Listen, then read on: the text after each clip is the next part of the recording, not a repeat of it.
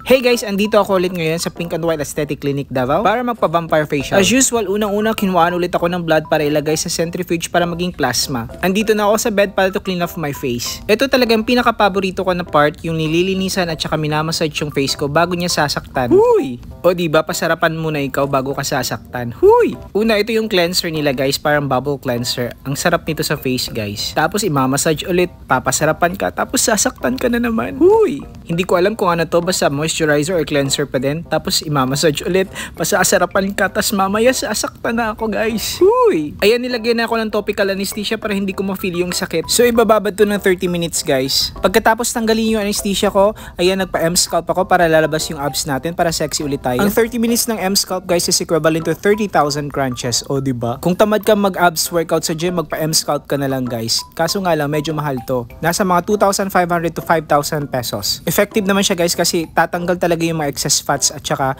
mga bilbil mo dyan. At lalabas yung abs mo pagkatapos.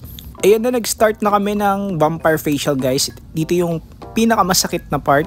Habang sinasaktan yung mukha ko, sinasaktan din naman yung abs ko. Huy! Masakit ang M-scalp guys. Pero mas masakit din itong ginagawa sa mukha ko. Pero wala tayong magagawa, gusto nating pumogi. Ito na yung resulta after 30 minutes na procedure. Natapos na yung vampire facial ko pero hindi pa din natapos yung M-scalp guys. Todo na to para sa 6 packs abs guys. Yun lang, bye-bye!